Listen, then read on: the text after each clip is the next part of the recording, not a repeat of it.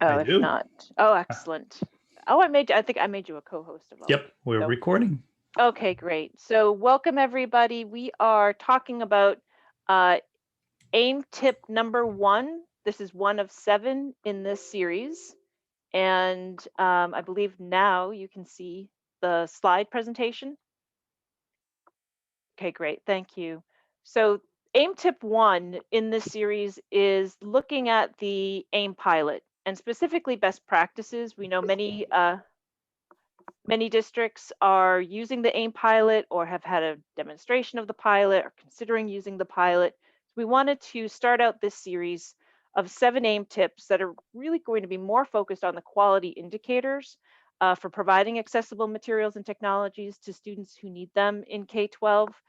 But to start this series, just looking at that pilot, so that those of you who may not be using it and not sure what the tool is might consider using it. Those of you who are using it, this is an opportunity to ask some questions and to maybe take another look at some of the ways that you're using the tool and maybe leave with some suggestions, and also to talk to each other. So those of you who are already using the tool to get some suggestions, new ways of thinking about how the tool is being used in your states and in your districts. Then, of course, those of you who may not be using it, to ask some questions of those who are. So, just a couple of slides to orient ourselves to the AIM pilot as what's called a self-assessment and progress monitoring tool for the quality indicators for K-12. Those seven quality indicators that help describe what does a coordinated system of providing accessible materials and technologies to students who need them, either at the district level, at the state level, and ideally that connection and that partnership between states and districts. How do we get that system in place? So why use it? It's a learning tool. So with each one of these tool components, we've entered a question here that helps to explain why it's for example, why is it a learning tool? Well, it helps answer the question, what do we need to know about providing accessible materials and technologies for students who need them? So we have the quality indicators, but the quality indicators in and of themselves aren't very helpful for facilitating learning or education about the quality indicators. And we think the AIM pilot helps to take that a little bit of a step forward, that the quality indicators we understand are very policy oriented and can be somewhat wonky. So the AIM pilot helps to build some stories around what those quality indicators mean and provide some examples from other states and districts. It's a self-assessment tool, so it answers that question as we learn. What do we know about our own practices and where are we getting things right? What could we be doing better around making sure that students with disabilities have accessible materials and technologies? It's a goal setting tool. So from that self-assessment, understanding what is one thing we could do better. So name pilot really should be hopefully streamlining. We know that there's always danger in a tool like this where it might get overwhelming.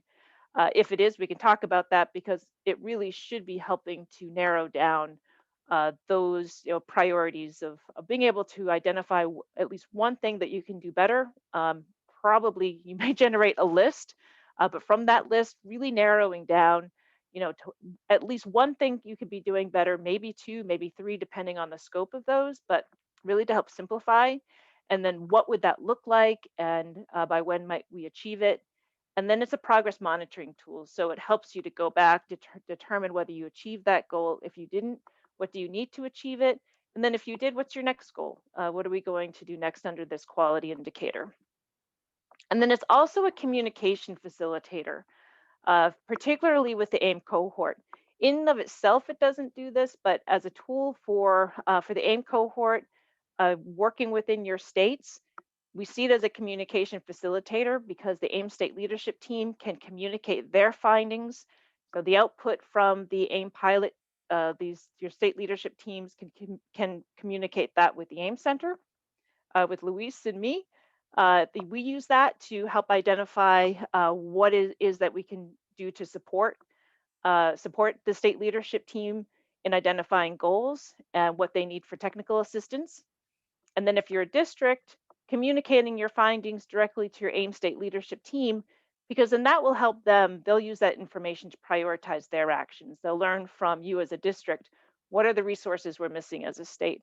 What could we be communicating better? Where should we prioritize to help fill the gaps within the system?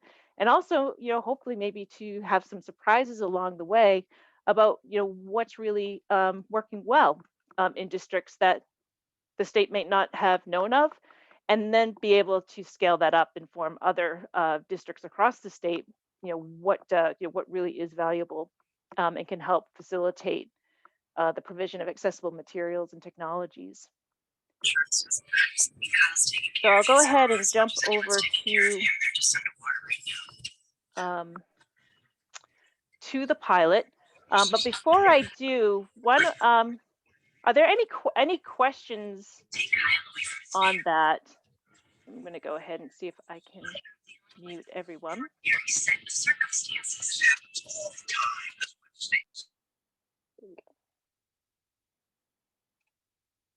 Does that help clarify, why the AIM pilot, between it being a process facilitator and a communication facilitator, before we go into the tool? And we're actually going to focus more on the manual in the AIM pilot. We probably won't go too deeply into what's known as the console. We'll take a look at that, but most of this AIM tip will be about those practices, and those practices can actually be found in the manual of the pilot. So before we do that, were there any questions about the why behind the pilot and its role in the cohort?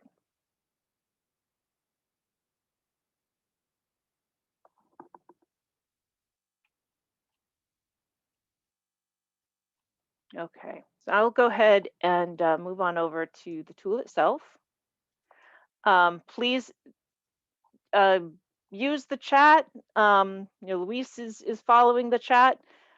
Please come over your microphones if you wish. These tips are really designed to be interactive and for you to get out of them what you need. So we'll keep going. But if you have any questions, please don't hesitate to jump in. So here's the pilot.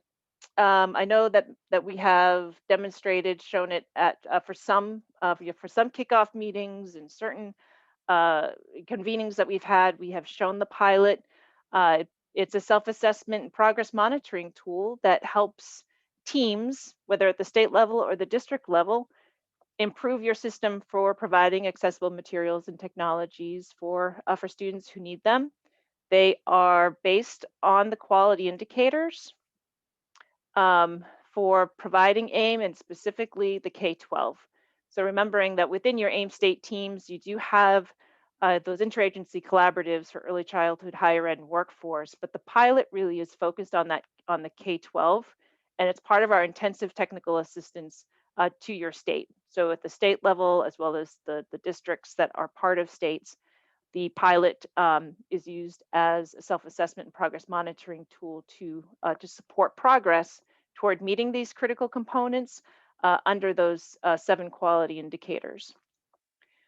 So going back, the AIM pilot is aem-pilot.cas.org.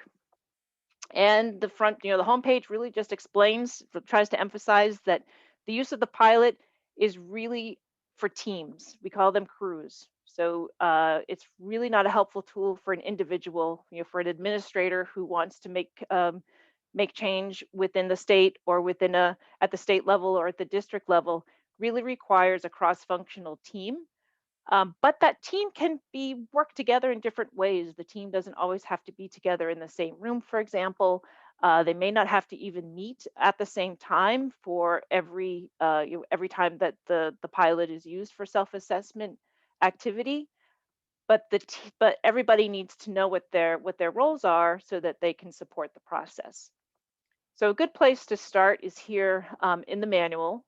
It explains what we think is the most foundational practice of using the tool, which is pulling together that strong crew.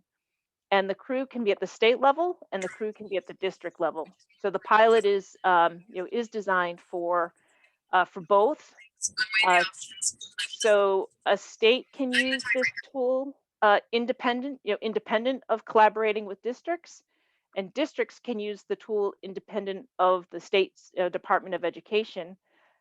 With the cohort, we're hoping that states and districts work together and learn from each other, because we think it's a valuable way for the state to get information from the districts, and the districts to communicate to their state leaders. So finding the right people, really this mirrors, whether you're at the state level or the district level, the types of roles and responsibilities that you will want to have on your crew going into the AIM pilot. So leadership, obviously, we know how critical that is. And again, if if leadership can't be present every time the team comes together, that's okay, as long as the administrator, the leader, understands what their role is and how they can support the team. Representation from instruction, so this is both special education instruction and general education instruction, needs to be represented on the crew. Related services personnel, so that could be occupational therapists, speech and language, physical therapists, those professionals who work with students with physical disabilities, for example, speech and language, augmentative communication. Obviously, the technology, and that's both assistive technology, educational technology, information technology. Notice on these, we don't label any of these. We don't, say special education, general education, or AT, or IT. Really, under each of these categories, it is anybody who has those roles under instruction, anybody who has a role under technology. Data management, so those people who have anything to do with the system's longitudinal data system, for example, because there's opportunity there for tracking progress, and maybe over time identifying what are some of the gaps that are in the system around data collection, that the crew can help inform and help fill those gaps. Librarians and media specialists, because so much learning and opportunity happens within the library, and media specialist can be so critical to making sure that what's available to all students through databases and through what's available through library and media is going to be accessible. Of course, parents and guardians are essential to the team for getting their input, and having students be part of the team is also really helpful. You want students to be able to say whether a particular, what is working for them, what's not. They're not going to be very helpful or very interested in policy, but they can tell you whether a technology is working for them or not, and they can provide you with some feedback on what is being procured, and they can be testers for you of what the technology works for them, and what doesn't. And then knowing who's doing what. So you have all these people on your team, but what is the particular role that each of these people play? So you need this would be a facilitator. So this would be somebody who um, really understands what the vision is, helps people stay motivated, so understands the big picture of why the tool is being used, and understands everybody's roles. The administrator, the AIM Pilot administrator, is really a technical role. That's the individual who sets up the account for the district or for the state, and then invites everybody else to join the crew. So it's really a technology role more than anything. Quality assurance, quality control is really helpful, because that's basically somebody who goes back and makes sure that whatever's being entered in the pilot for information is accurate, because it's a shared tool and multiple people can be entering data. So it's helpful to have somebody go back and say whether a rationale is accurate, um, help consolidate if there are multiple people who are adding information, perhaps consolidate some of that information, summarize it. And then we have here some suggestions for roles for effective meetings when using the AIM pilot. So having a coordinator be part of the team. So making sure that there's an agenda that's going to be set, and protocols. Having a note taker. So as you know, if you've been using the pilot, multiple people can be entering information. So sometimes it can be helpful to have one person entering the information, and then somebody else can always go back and make sure that it's representative of what the crew was contributing. And then of course a timekeeper can always be really helpful, especially if things are virtual. Time just doesn't seem to matter in these virtual environment meetings anymore. So somebody watching the time can be really helpful if you are doing this at a distance. And then we just have some recommendations here around using perhaps the standards for professional learning. We know some states and districts are already using certain protocols around communities of practice, critical friends groups, but sometimes it can be helpful if you're not currently using some of those tools, if it would be helpful for your team to have some suggestions for best practices for working together. That's one example. So that is under pulling together a strong crew. What it doesn't say is that how you put how you work this crew doesn't have to be that everybody is together at every meeting, at every event, as long as there's a key group of people that knows who is represented on the team. So people need to clearly make the commitment to, yes, I will be part of this solution. Um, they can define what their commitment is to using the tool, be available for information to be gathered from them, perhaps have some assignments when they're called upon. So the idea of having this crew really is that you have all the people represented. They understand the importance and they know what their role is in terms of contributing information to that self-assessment process. The other piece that will help with that, people understanding what their commitment is and what it is they have to offer, is to get to know the quality indicators. And we have talked about them a lot in some of our meetings. Um, clearly we have a focus on them within breakouts, and we talk a lot about the quality indicators. But there's really nothing that can replace digging in and doing some independent study, and then also doing some processing as a group. So under the getting to know the quality indicator section of the manual, you'll see that we have um, you know, what you need to be prepared to do with the quality indicators in terms of readiness to use the pilot. There's a link here to the quality indicators and the K-12 critical components. What I haven't said, which I can't believe I haven't said because it's really been Luis's in my life for the past several months, is that the AIM Center's website is going through a significant refresh, and we expect that it will be launched next week. March 18th is the date that CAST has set for that launch. So that's a whole other pilot. But we are hoping that that will be there'll be a whole new section that displays the K-12 critical components, all the critical components, all 4 sets will have a new home uh, on our new AIM Center website. So um, don't be surprised if perhaps if you don't come back into the AIM pilot in a couple of weeks, that those links will be taking you to a new home. So the self-study is just what it sounds like. It's you as an individual taking some time to review the quality indicators, think about them through a lens of what is already in place in my setting, whether you work at the state level or at the district level. Go through each one of those quality indicators, annotate, mark them up. You should have downloadable versions from the kickoff meetings, but as part of the summary of this AIM tip, we'll send those back out so that you have your own downloadable copy. If you like to print things out and mark them up, you can do that. If you like to mark them up electronically with annotations, what questions do you have? What is unfamiliar to you? What are some of the what are some of the strengths you think that you might bring to the quality indicators as you're thinking about your role on a team? If you're a data person, look at those data sections and suggest to your crew, I have these data, or I know we don't have these data, or I suggest that we focus on a particular area of data collection and data use. If you're a policy person, looking at quality indicator 3 and be looking at through a lens of, okay, we need some guidelines around accessibility and the provision of accessible materials and technologies. Here's what I can offer.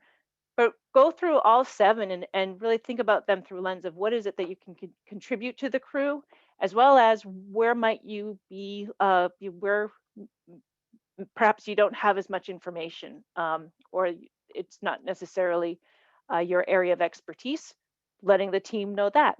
I've not, I know a lot about data, I don't know so much about professional development and training, but to be able to identify where it is that you can contribute the most information to that self-assessment and to the improvement of the system over time.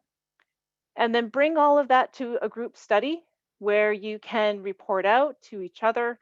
This doesn't have to be methodical or systematic in any way, but just a way for the team to have a sense of, okay, here's our team, here's what people bring, here are the questions, and you can bring those to the AIM Center. You can bring those questions, those concerns that come out of that to Luis and to me and to others on the AIM Center team, and we can help you work through any questions that as a team you think you need to have resolved before you can begin or continue, because we know many of you have already been working through the pilot, and maybe you haven't taken a step back to do this, and you may find that it would be a helpful turning point to kind of pause and take some time to really get to know the quality indicators a little bit better. And then, of course, if you are just getting started, you haven't started yet, just so that you know, if you're going into the pilot to look around as an individual, remembering that the pilot is designed for crews or for teams to work together. If you want to just go in and look around and you haven't done that yet, when you create an individual account, please use your own personal email address, because once you are part of a crew and the administrator for your crew, whether you're a state person or a district person, you'll designate the administrator who will create your team's account or your crew's account and then send you an invitation to join the crew. And they'll probably want to send that invitation to your work email address. But you are welcome to come in and look around. We just suggest you use a personal email address. If you've already used your work email address, no worries. Our programmer will will make an emergency landing for you and take you off of that flight and remove your name so that you can join a different flight. But just so you know, for a smooth flight, you'll just want to um, use your personal email address if you're going to look around the pilot.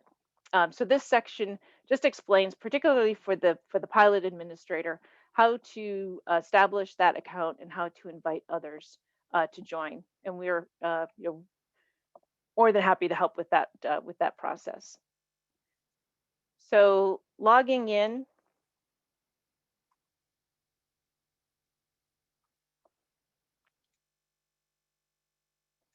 This always happens when you're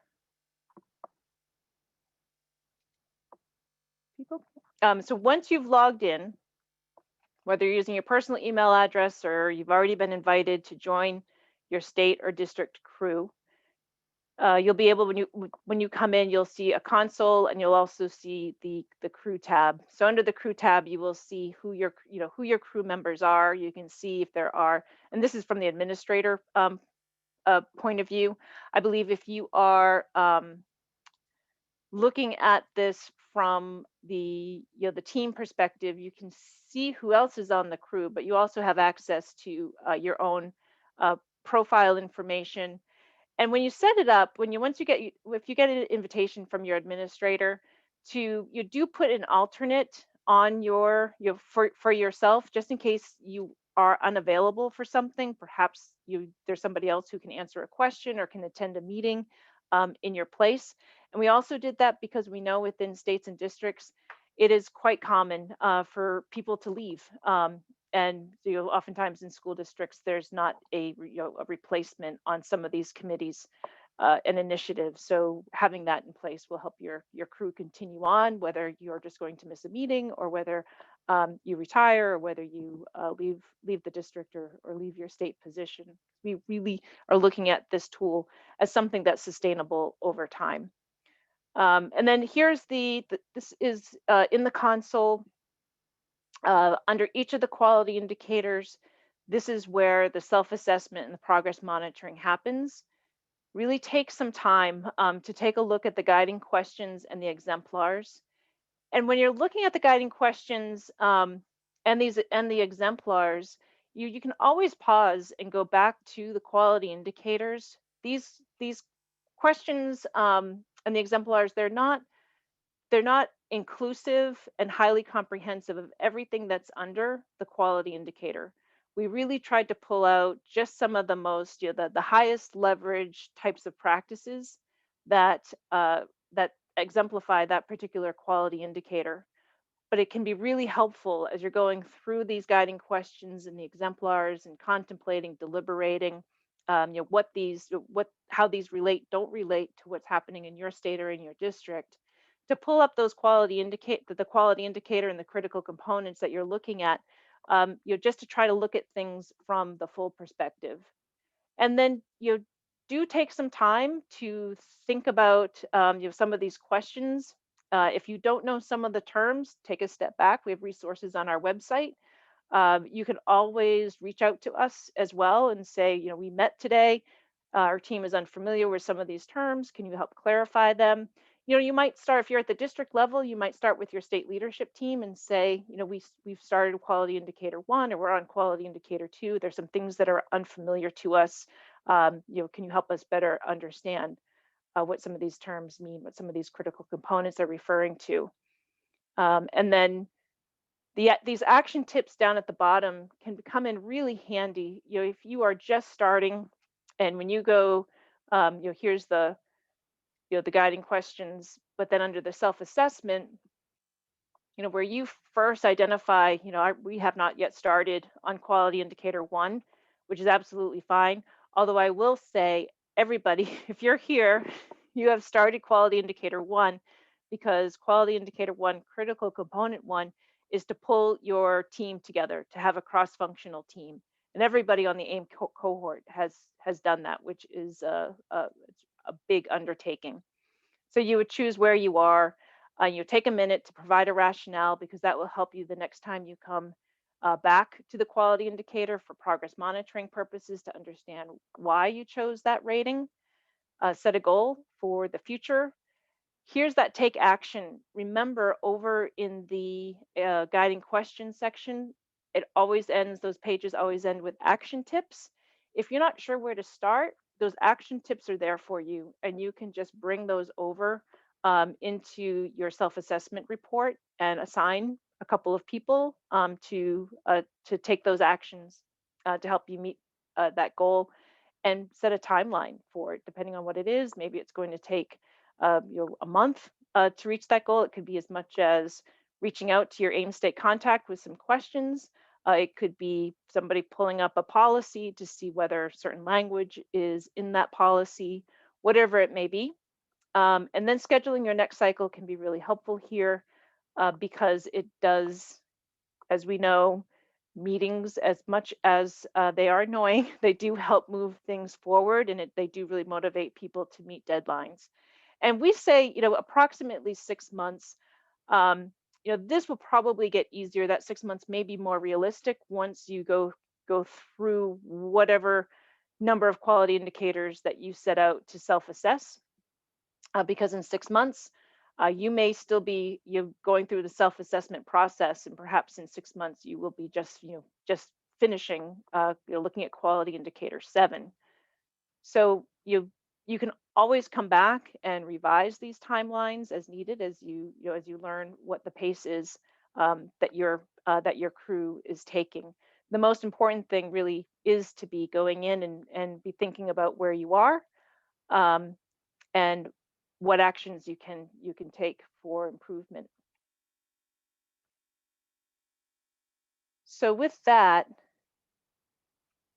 it's 1 minute after our allotted 30 minutes for content. So I'm going to just go ahead and open it up for questions and concerns, and then we have at the end just a summary of some of these best practices.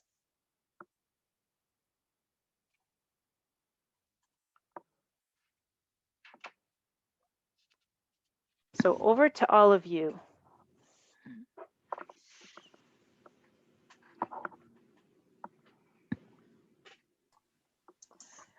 I'm really new at this. How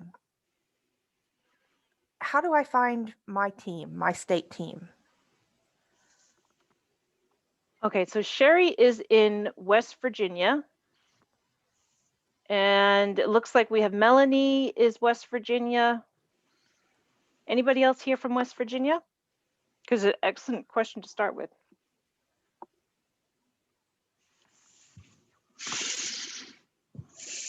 Okay, so Sherry, I'm going to say that Luis and I will connect you with your West Virginia team. Great, thank you. Yeah. Yeah, so so your West Virginia team is going to be Leanne Brammer. Okay. Do you know Leanne and Marianne Clendenin? I have communicated with Leanne very briefly. I do not know Marianne or the other name you said. I'm sorry. Oh, no, that's okay. Yep, this is exactly what we, making these connections will help move you forward. Hi, Cynthia. Mary Lane from New Hampshire. How's everyone today? It looks great, everybody being able to join us. And I want to thank our New Hampshire folks. I see Greg Aman from Fall Mountain. I see Kristen Hughes from Oyster River. I see Stan Frieda from the Department of Education. So I'm going to start out by saying one of the things that I like about the work is that it's moving forward, thinking about how do we work together. So I don't know if it's different in New Hampshire, but we at the Department of Education, other than Stan knocking on my door or knocking on my, doing a Zoom meeting with me, it's not a natural event that happens that we all get together and talk across bureaus. It's necessary, but it's really not a practice. I also feel as though looking at working with the districts and actually chatting with the districts today is it's going to take time to develop that culture in order for us to really move forward. Do we need it? Yes. But then, so I would love any ideas from other states as to whether that's in place in your state and how did you get it moving? We're really looking at, through the deputy who's overseeing this project, trying to focus on literacy and how accessibility can help with literacy. And so that's why I'm able to really communicate with the 5 in our State Department who are on this AIM pilot. But I really feel that it still is something that we need to work out in order to have this work be effective. I should call on my friend Stan to say, come on, Stan. I think one of the things that, and Stan and I are both part of a different organization called the State EdTech Directors Association, who's also associated with this project. And part of what we want to get out of this is that as state departments of education, we can also learn from one another about how to implement this program, how to make sure we're disseminating information across the state, but also how to expand this project after the 4 years so that we can fully stretch this out to all of our districts across the state. This is incredibly important work. In terms of how we have teed this up in Oregon, I'm going to point to Deborah Fitzsimmons, who is our cat herder, and she can tell you more about how we've been deploying things as a partnership between OTAP, where Deborah works, and the Department of Education, where I serve as the Digital Innovations lead. And then we also have Linda Brown as part of our leadership team, who is on our special education team. So Deborah, putting you on the spot. And I'm not really sure what I do what comes naturally. And my role so far has been a cheerleader and sharing with other people and bringing the folks on board. We've included plenty of time at this point to build relationship, and we put that as our goal for every meeting. What Carla brings to the table as the gen ed person, to me, any of you who can relate to this as an assistive technology person, to be at the table with the Carlas is probably one of the best things that has happened for this project. And, the communication and our leadership team gets together. But we just have a dynamic group. As far as sharing information, we are using we have a SMORE newsletter that we put out. We send it out to our database and then we ask others to share. We are doing statewide town halls for some of our support, and we are planning to do an AIM statewide town hall. And I partner with another of our partners is with our State Tech Act, and of course they often are more focused around post-secondary, looking at higher ed and or workforce. And so we are through ODE, that's where our funding comes from. So, I just think having the right players at the table has been crucial. But I think that, and I just see somebody stand as saying, make sure that your CETA rep is included. That's key because that's Carla. And she is, when we're talking about something, she says, well, we're doing this at CETA. And, the other person on our team, Gail Bowser, is contracted by OTAP and RSOI for other things. But Gail knows anybody and everybody. And so I have to say that is helpful as well, because what we're doing, we know is being shared, and we know we're doing good things, and we are starting to ride on some enthusiasm. And I don't know if I really answered the question or not, but these are the things that we're doing here. Did I answer the question? Yeah, actually, it's very helpful, Mary Lane again. So thank you very much. I do believe, though, that I think we need to think as departments of education and the partnership with the districts that, we can't expect districts to do things after the end of the day. I'm really looking at a model that can really integrate the work into the school day. So I think what you're talking about is important at the relationship, but then the building in of time is crucial. It is, and when we talk about when are we going to do our professional development and looking at all of the groups, starting with the core group and our teachers, and in talking to Carla and Gen Ed, finding the right time to give professional development this year has been a challenge, it seems like, for everybody. But like started our group for therapists, we asked the therapist, what's the time you can attend? And so we have something at that time. No matter what, every Wednesday, you can find us at 8 a.m. doing that. And so as things start to get to be on people's calendars and motivated, we send out reminders, those kind of things. Those are great ideas. I love the town hall too. Awesome. It's a major undertaking to think about whenever you put out a statewide town hall. Anybody could come. And what are the questions going to be? We're looking at bringing in our assistive technology professional learning team as being some of the panel for asking questions. But we are really doing a lot of breakouts in our groups and having small groups get together so they feel freer to share ideas and then coming back. But we're really just making as many opportunities as possible for people to talk to each other. We have our conference coming up, and Carla now is going to be a keynote for the Assistive Technology and Therapy Conference. And that doesn't automatically say that all the Gen Ed people are going to come behind her, but because we're not on their radar at all right now, but maybe in the future, our conferences are going to be a little more integrated with each other, sharing ideas and presentations.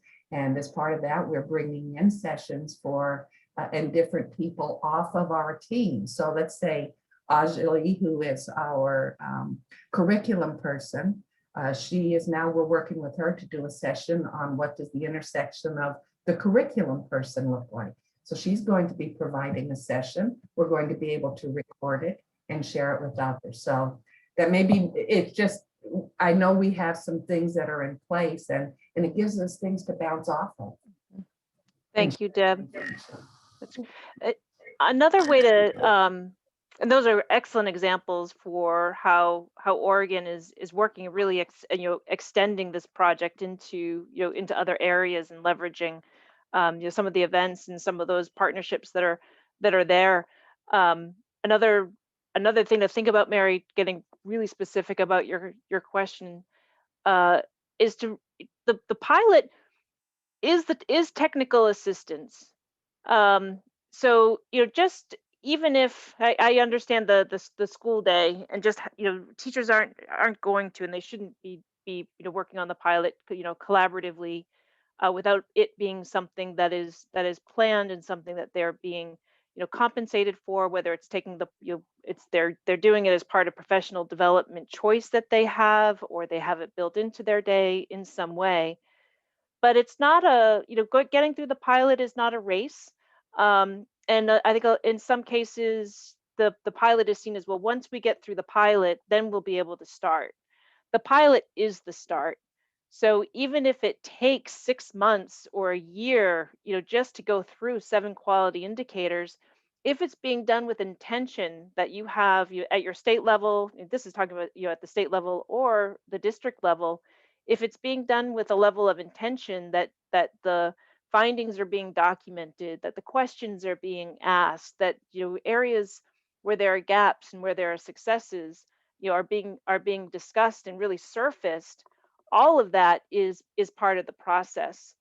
So our hope as part of this this best practices tip is that people really see the use of the pilot as not a, it's not an event. This is the process. And if it takes 6 months, 8 months, a year to go to go through a self-assessment of the 7 quality indicators, that's fine, as long as that the information that is being surfaced is shared as part of that process. So the state team or a district team finishes quality indicator 1 and identifies questions, even if it's, what, we don't understand what these terms mean. We don't know who within our district or who at the state level is responsible for this particular policy. It's a, remembering that we have, well, that was 3.5 years, I guess. We started with 4.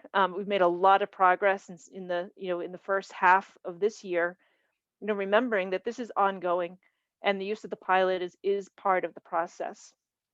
It's not that the TA begins after the pilot is completed. The pilot is part of the technical assistance process.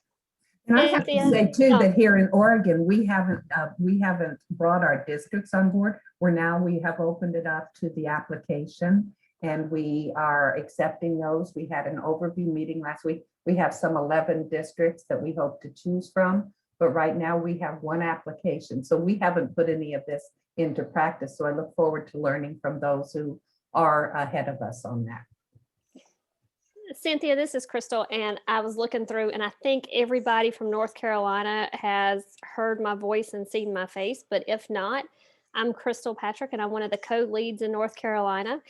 And I'm glad that my microphone was muted, but my video, I was almost laughing when you said if it takes 6 months, because our approach is we're going to start out slow. We're starting out slow in North Carolina, and even with the pilot, with the 7 indicators, we were looking at starting with an area that we thought that our PSUs, because we've already identified our 4, we have our PSUs on board, and looking at our state level, we reordered it. We looked at what our needs are, where we currently are, and we kind of reordered it. And we're actually, coming out of order, but we're going to take 1 a month. And we're going to dedicate so we can do it with fidelity with 1 a month. And then maybe at the end of 7 months, we may gain a little momentum and not take so long for our cycle. And our cycle may be every 6 months. But we're trying to take it slow. We wanted to build a good foundation before we started building the house. But one thing that we're sharing, making the connection from early childhood to higher ed and that whole connection, because we've got a strong K-12 team in North Carolina. But making that connection, one thing that we're doing is any chance we get, we're trying to get the word out. We're getting information. I was working on a PowerPoint today with some other ladies on the team for the Cooperative Planning Consortium, and that's where our higher eds come together. And so they're getting an invitation to join us as an interagency collaborative. So any chance we get, we've got our parent liaison on to see, okay, we need some more parent involvement, but through her newsletter, what could she share to help get us some more parent involvement for that collaboration? So we're trying to strategically think about how we're bringing people in, and also going through the process. Like Cynthia just said, the pilot is starting the process. So that was, we're taking it slow, 1 month at a time. So we're going to be slow out of the gate, but hopefully we'll have a lot of good sustainability in the end. And this is Luis, just to add to what Cynthia said, there's lots of learning resources within the pilot as well. So it is part of that technical assistance. There's some great exemplars that you'll be able to learn from as you go through the different quality indicators that are included in the pilot. So there's that as well. You get to learn from the experience of other districts and states that we've worked with that are represented in the pilot. And we hope to see you all in future versions of the pilot highlighted as exemplars as well.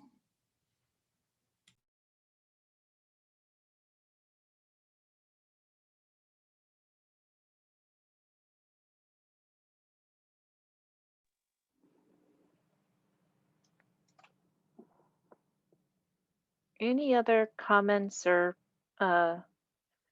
questions? I think the most important takeaway here is that it's a process, and you know, we see the pilot as a part of that. The last thing we want is for the pilot to be a barrier to progress, or for it to be seen as something to have to get through in order to start the project, when it really is that facilitator. And it is it is a getting in and starting with quality indicator 1, or in the case of North Carolina, starting with quality indicator 2, is can be really helpful. And thinking about your team flexibly. So maybe it is a core team of 2 or 3 people that really are really facilitating the use of the pilot, but having engagement from those people who can help answer some of the questions as needed. But if you have some people who do understand the bigger system, starting with just those 2 or 3 and making sure that those relationships are in place as needed, really can be another place to start. Because I think in some cases, people are waiting to hold a meeting where there could be 8 to 12 people present. Not necessary, as long as that those people are available when you have questions. After the meeting, somebody has a list of, okay, what questions do we have before we come back together to make some more progress on this quality indicator.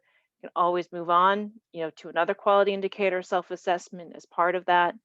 The most important thing is to be documenting and sharing your findings. If you're at the district level, sharing that with your state leadership team so they understand what you're learning.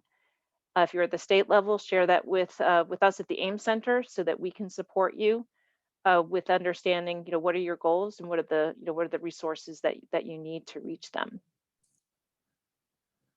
Cynthia, I now being able to click a button and have people join quickly from around our state is a blessing and among all the other clouds. But I'm just, I don't want to, as we move forward, I want to make sure that I can find a funding source for people to be able to gather. Mm-hmm. That's a concern for me, that if we bring on a big team and we want their collaboration, I know we're going to need to continue with the virtual pieces, but I think it's also crucial to have at least one face-to-face every year. Won't that be nice? Yes, it would. It's possible. I think we're getting closer. All right, so let's just as a summary of um, these practices that we've talked about is, you know, take some time to coordinate. And I think everybody has. I think this has been I think this has been so phenomenal at the district level within the cohort, at the state level with the cohort. It has been phenomenal, even at the application level, how many, you know, how many of you were able to identify, even if you didn't have a relationship, you were able to point to, I know that this group will join us, and you were able to get a rationale for that. So getting your, you know, getting your coordination, you know, who are those people that are, you know, coming with you, you know, on this initiative that is in a cross-functional way. So take time to, you know, to coordinate that, but at the same time to use the pilot. So this is best practices for the pilot specifically. You know, as long as you have a key consistent group of committed personnel, and I use personnel, you know, they're loosely because that could be a wide number of representatives. That could be 3 people, it could be 4 people. In some instances, it could be 2 people, depending on, you know, what they, you know, how you structure this process. And then that key group has access to everyone needed to provide input, and that is when not everyone can commit at the same time, you know, for, you know, at the same level. And then those who can't commit, and by commit, it really means to be part of that key group, to be really sort of that intensive, you know, process, of people who are going through the process in an intensive way. If they can't, those who can't commit to doing that, they offer their support in some way. So giving them short-term assignments as necessary. Perhaps you know that they know somebody at the instructional material center, or they know somebody, you know, at the state assessment office. Would you send them an email? Would you ask them this question? Would you get these data for us? Attend specific meetings. So not everybody has to attend every meeting, but there will be certain meetings, you know, depending on specific quality indicators that you'll want certain representation there to help facilitate the, you know, making sure that you have all the information you need to do an accurate self-assessment and to set goals. Those people who can send out communications, etc. So be thinking about, you know, flexibly, how can you get started even when you don't have, you know, people who can be present all the time. Get to know the quality indicators. So do the independent study, do the group study. We think you know, it's valuable to take the time to do that, to really get to know the quality indicators, understand them broadly as you go into the tool, and see, because they're all the interdependentness of those quality indicators can be helpful to understand, even when you're looking, well, especially when you're looking at them one at a time in isolation through a self-assessment process. Set an adjustable roadmap. So, you know, how much time can the key group commit? You know, as Mary points out, especially in school and at the state level, both the state and especially right now, especially right now, we have states and districts that are really tied up with the urgency of bringing uh, educators back into school buildings, trying to figure out how is technology going to facilitate that. But at the same time, we know that the accessibility of these digital learning platforms that will continue to be relied upon is really critical. So, you know, being able to message that, to be part of this process of determining how are school buildings going to reopen, and what role is technology going to play, embedded within that really is this systemic understanding of accessibility. Having said that, how much time can a key group commit to this? Establish the frequency of the meetings, you know, in some way, depending on what that availability is, being realistic, and consider assignments between meetings. So that can help move things along. If people, you know, when you're waiting, um, you know, to make progress meeting to meeting, we know that that really slows things down. And then try to meet a minimum timeline of 6 to 8 months going through the, you know, those 7 quality indicators, self-assessments. But don't wait until the end. Don't wait 6 to 8 months to share your findings. So as you're going through the process, it's really important to be communicating what you're learning. So after each quality indicator self-assessment, get that information out. If you are at the district level, share with your state leadership team what your findings are, what questions do you have, what concerns, what resources do you need. If you're at the state level, get that information over to the AIM Center. What are your concerns? What resources do you need? So don't wait until you go through a self-assessment of all 7 before you reach out and really share the data that you're collecting. And that was it.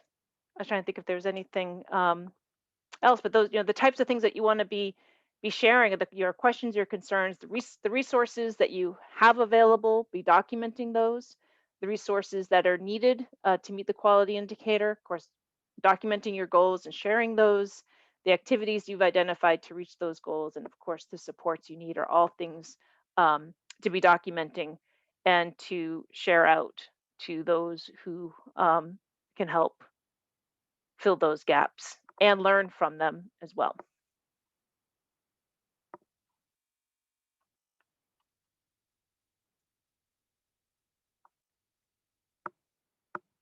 So I think we only have a couple more minutes, and I'm free to stay on for a little while if there are more questions.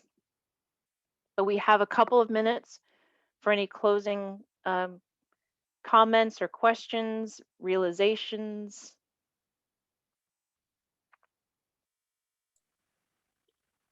Hi, Cynthia, it's Carla. I would just like to say, I think this is one of the most exciting projects I've been a part of at the Department of Ed, and being able to work with Deborah and Linda. And then we also have someone from our assessment team and someone from instructional materials on this. I'm really excited about the 4 years ahead. So thank you. Me too. And I have to say that we also have one of our team who's the parent perspective. And she's here, and I'm so glad for that. I'm so glad for that. Thankful for that participation. Absolutely. Yes, and Mary Lane from New Hampshire, I feel as though the way the work is going to be done is going to change the practice. So that's wonderful.